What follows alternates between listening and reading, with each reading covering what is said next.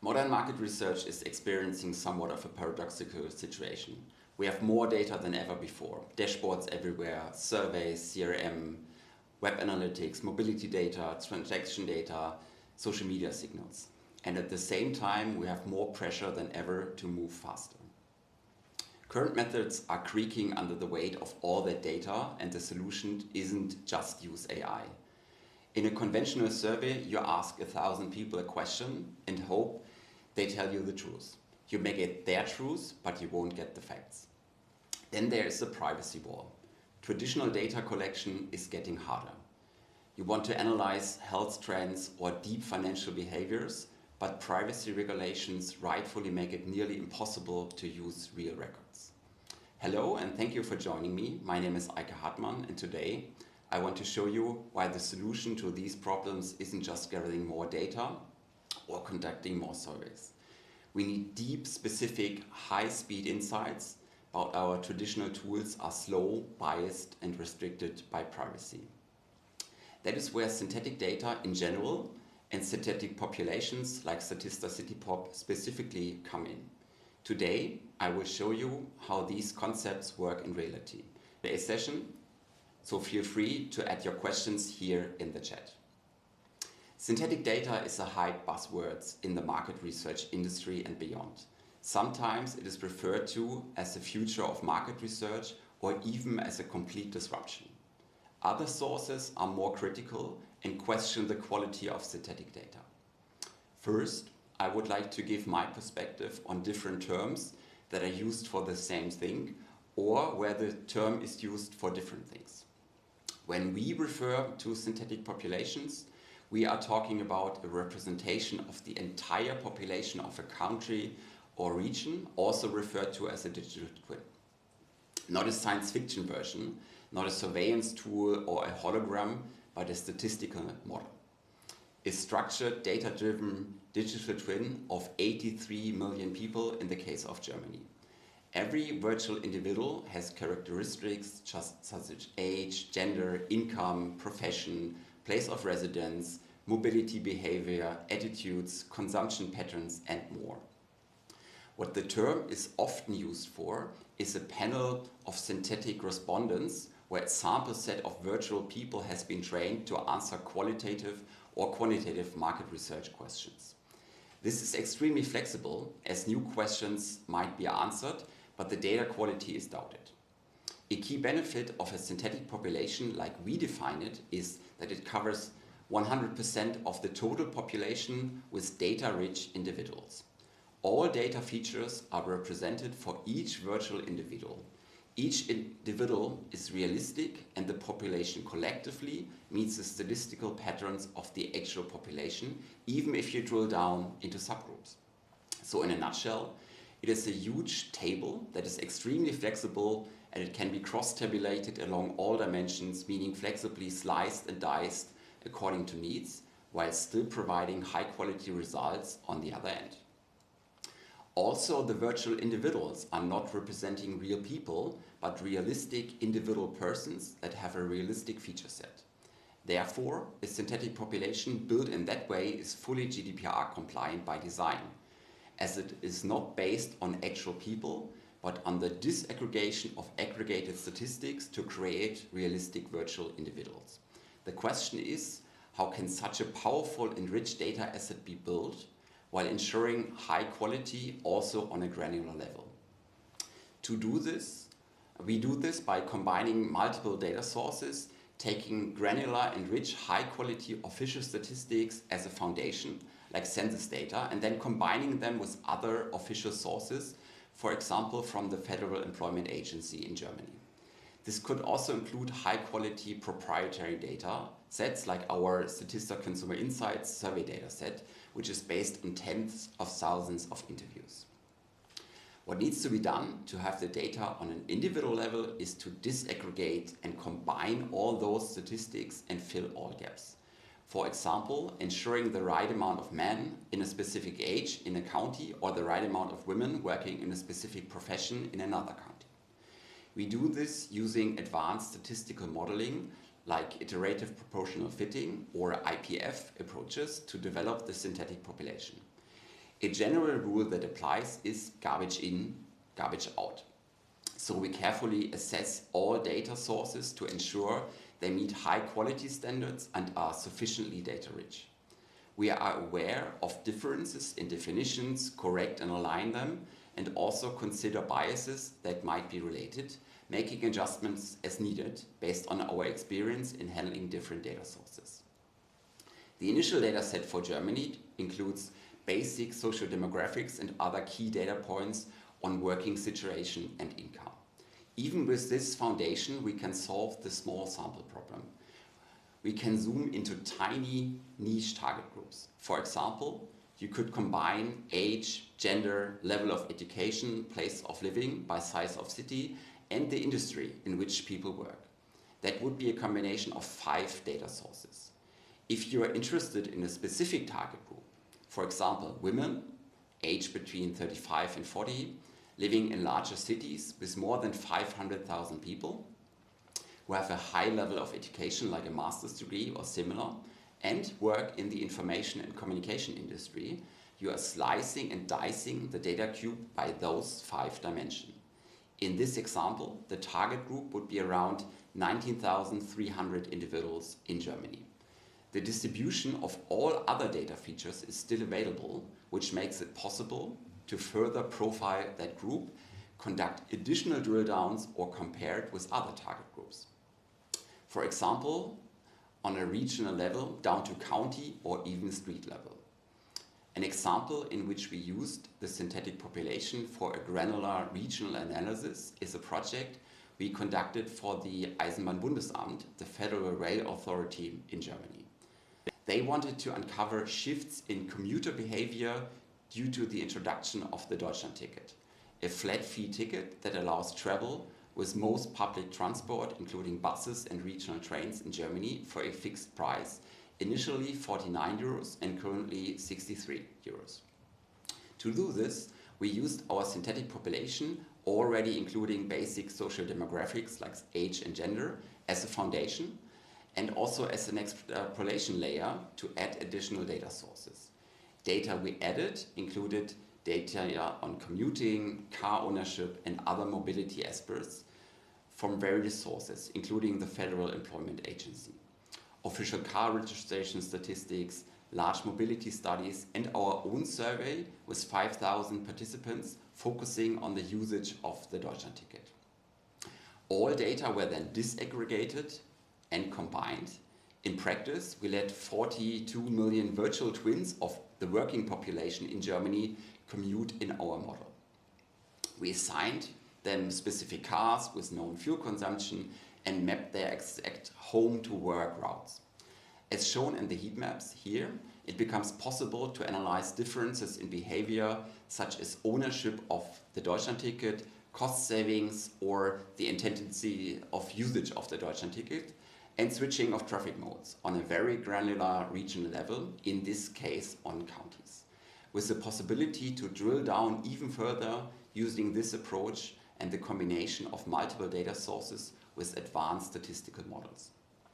In addition to the granularity, a key benefit is speed, while traditional research is slow. With SynthiePop, you can profile and size target groups within seconds, including detailed regional distribution. The Eisenbahnbundesamt, the German Federal Rail Authority, will actually be joining us for a deep dive into this case. Details on how to join that webinar will be provided at the end. Let me guide you through another example to show what a synthetic population is capable of doing to address target audiences on a granular regional level. This example is inspired by discussions we had with customers who tested SynthiePop. Assume you are a product manager for a premium convenience food product that you would like to test in the market at an early stage prior to the market entry. Typical use cases where hyperlocal regional information is needed, but very hard to get, would be to identify areas in cities where the target group for such a product lives in order to test the product, for example, in selected supermarkets, or run a very focused out-of-home campaign.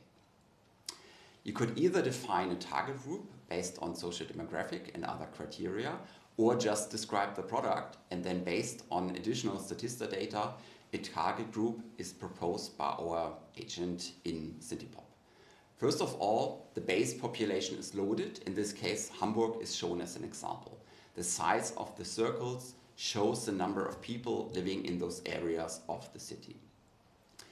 For this example product, the premium convenience food product, the target group could be men between 35 and 45 living in single households with higher income.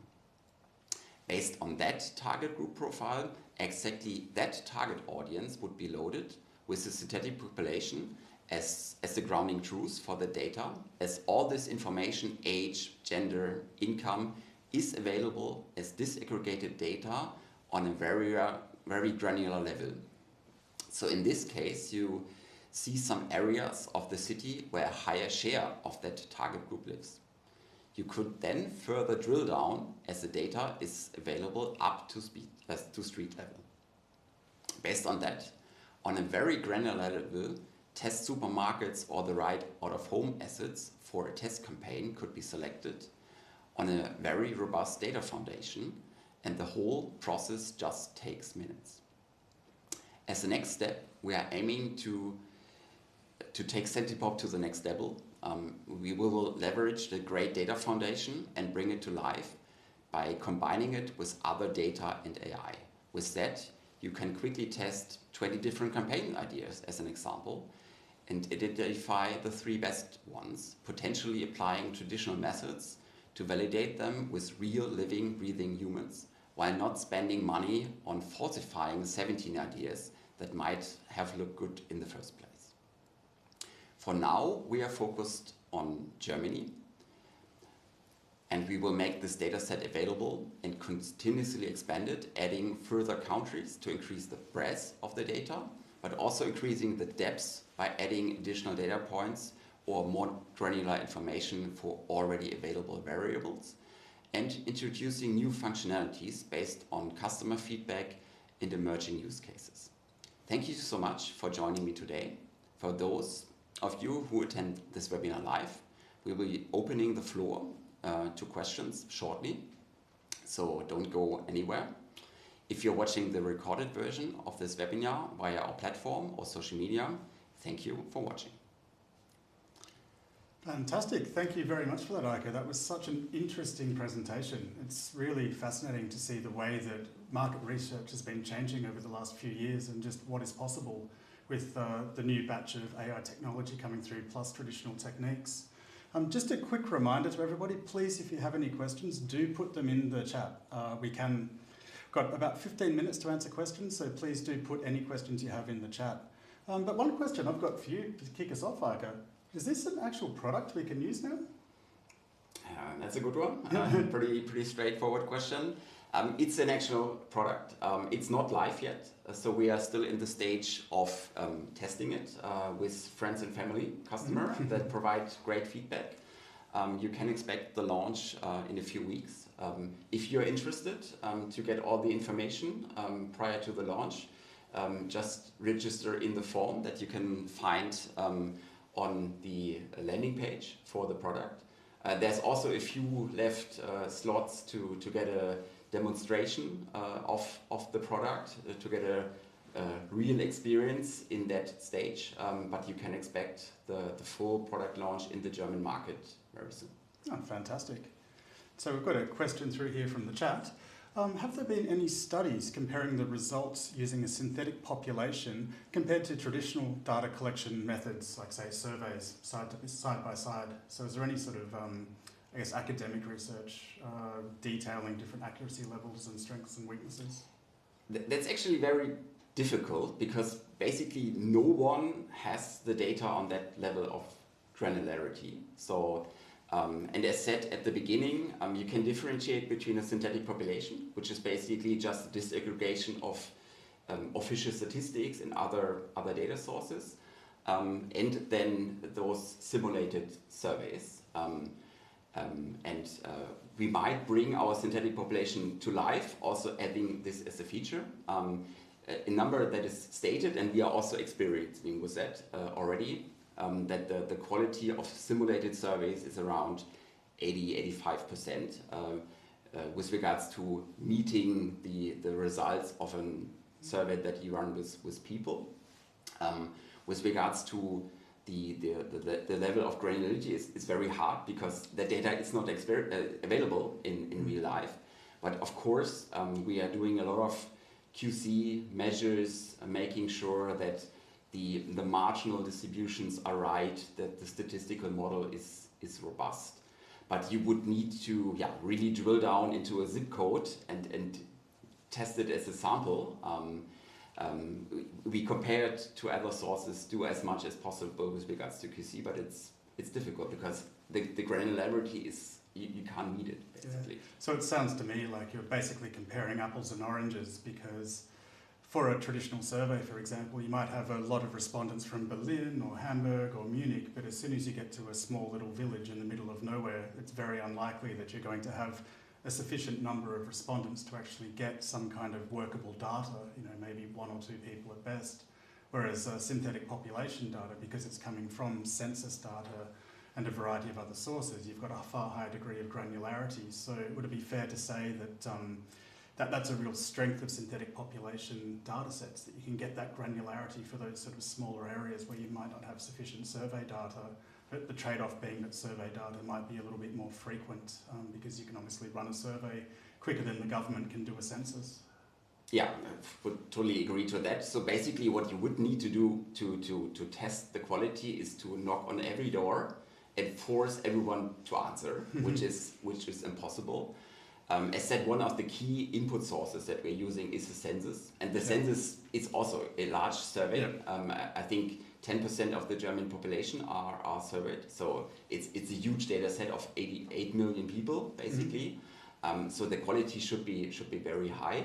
But even as the census, we found some issues in the data. So there's a couple of thousand of 3-year-olds living in single households, which doesn't seem to be realistic. So some issues in this model in the end, and we corrected those kind of things. So we made sure that we have realistic individuals. So we put those 3-year-olds into some families in our data set. I feel like you just accidentally answered the next question, actually, which is what were some surprising results for you personally when checking the data? I'm guessing issues in census data might be one of those surprising results that we got. Yeah, definitely. So that was really surprising. So that's one of my favorite examples. Another one is with regards to rent that is paid. One of my favorite examples is if you there's a map offered by census where you can see the average rent on a grid level, and then you can zoom into like 100 by 100 meter grids. That's also the level of granularity that we provide with SynthiePop. And then there's a spot in a small town in northern Germany where the rent is very high, and if you zoom in, it's an elderly care home.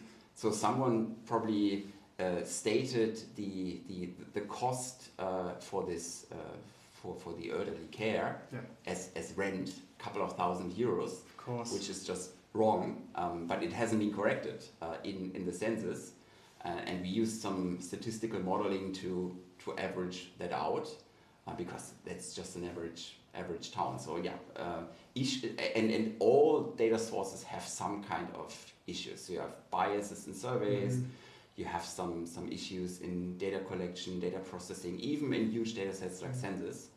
And a key strength is that we combine the data, and then some of those issues are kind of evened out in the model. So here's a question for myself personally, actually. So is there a sense in which the fact that we're using, for example, Statista's own consumer survey data in conjunction with census data, that gives us the ability to actually find some of those limitations and issues within the core census data set? And there's a sort of you get the sum is greater than, or is it the whole is greater than the sum of the parts, in that combining those two different methodologies gives an extremely powerful way to be able to understand populations and consumers, because you have both those data sets to work from and compare.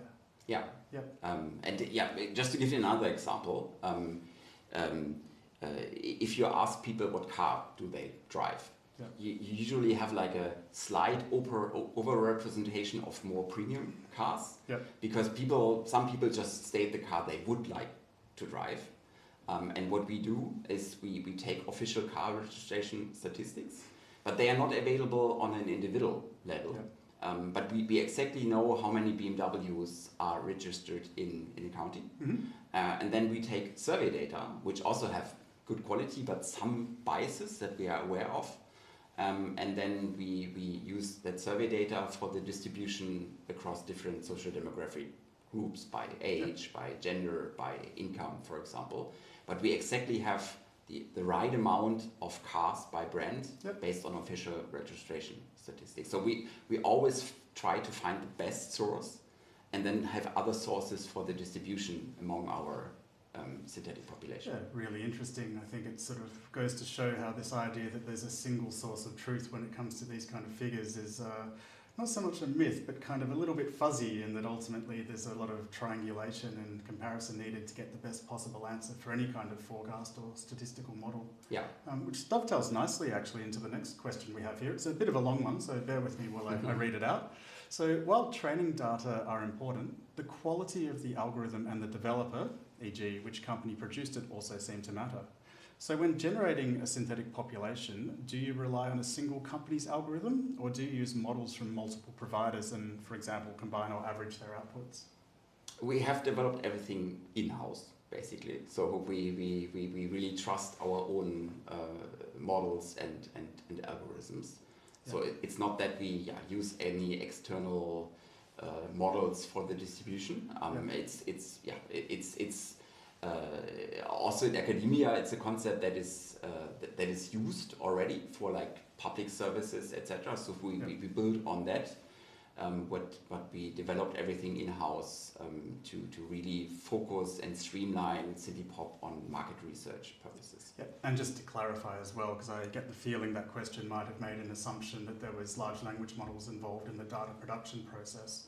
But from my understanding, we're not using any large language models when it comes to generating the SynthiePop-based data set. Is that correct? It's only within the interface? Exactly, yeah. So like the data set is a disaggregation of official statistics combining with other high-quality sources, but it's just statistical modeling, advanced statistical modeling. We use AI in making the data available. So there's a chat interface, there's an agent that basically interprets the question typed in natural language and translates it into a database query. That's where AI comes into play, but not with regards to generating the data. That's also, to be fair and honest, that's also a limitation of SynthiePop, because data that is not included in the dataset is not available. So we are not generating it with AI based on the click of a button, because we have this very high quality standard that we are meeting. Cool. But I think that's actually a really good rule of thumb in general from my experience working with large language models, which is what a lot of people refer to when saying AI. It's great for locating information, but not very good for generating information. So, but that's actually, you mentioned that one limitation is that SynthiePop can't access data that isn't included, which obviously that makes sense.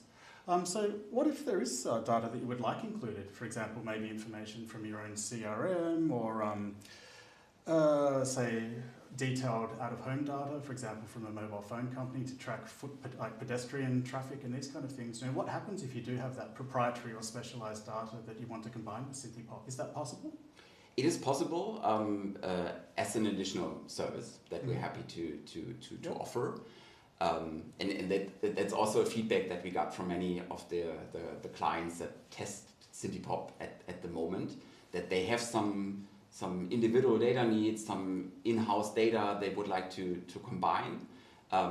You have full access to the data set. So if you have the capabilities, the competencies, the time to do this, you can do it yourself. If you would like to get some help with handling the data sets, that's something we are very happy to offer as an additional service. So just get in touch and we find the right solution for everyone. Yeah, cool. So I think we're getting close to the end, but I've got one question, my own personal question of mine that I just like to use to wrap everything up. which is, what do you think the future of market research is going to be, in terms of synthetic populations versus traditional survey methods? I mean, I know, for example, from my own experience working with survey data, going to conferences, or these kind of things, that one of the biggest issues at the moment, as a result of large language models, is survey fraud. It's easier than ever to be able to get a chatbot to write responses and then collect your €10 gift card or whatever that the company is giving you as an incentive to participate in the survey. And I know, without mentioning any names or any countries, I know there are certain countries that major survey providers are routinely excluding from their survey data because survey fraud is so rife. So, given this context where survey results are becoming potentially more and more unreliable, and the game of cat and mouse between fraud and catching fraud is getting more intense, every year, how do you see things developing over maybe the next 5 to 10 years in terms of market research methodologies and synthetic data versus traditional survey results? My perspective is that both extremes are wrong. So the two extremes are synthetic data is the end of traditional market research, full stop. I think that's wrong. And the other extreme is the quality of synthetic data is so bad, it's all just AI-generated rubbish, you can't use it. People might test it and then go back to traditional market research. I think that's also wrong. It will be some mix. I think that synthetic data, synthetic panels, our synthetic population just enables to have a better data foundation to take decisions quicker. So to test more hypotheses, for example, where traditional market research would just be too expensive to do this for every crazy idea you might have, because you can do it basically on the click of a button. But I think then for the shortlisted idea, where you're potentially aiming to invest a couple of hundreds of thousands of euros for a product launch or a huge campaign, that traditional market research, asking real people, also with regards to changes in mood, what happens in the market, etc., that's very hard to get just from AI, which is just based on the training data. So I think it will be a mix. Using synthetic data for a broader test, early stage phases, and then having the chance to drill down on the most promising ideas with real people. Yeah, cool. So it sounds like there really is amazing potential to speed up that initial research and hypothesis generating phase, which anyone who's done market research knows takes a long, long time of searching through various questions and variables to eventually land on the right place to start exploring deeper. If we can streamline that process and then really get into the focused surveys and specialist data to get higher quality results in a shorter time, that does sound like a very promising way forward, because there certainly are boomers and doomers when it comes to the AI topic. So, but yeah, I think that's all we've got time for. So thank you very much, Eike. That was a really, really interesting presentation and discussion. And thanks to everybody that joined us on the live stream today. So Data on Stage is part of a regular series of Statista webinars. So if you'd like to participate in further sessions live and ask questions, you can sign up for future sessions at statista.com. And I hope to welcome you all back to Data on Stage next month. Furthermore, you can find more and more interesting webinars on different topics on our YouTube channel and our webinar hub on our platform. So have a great day, everyone, and see you soon.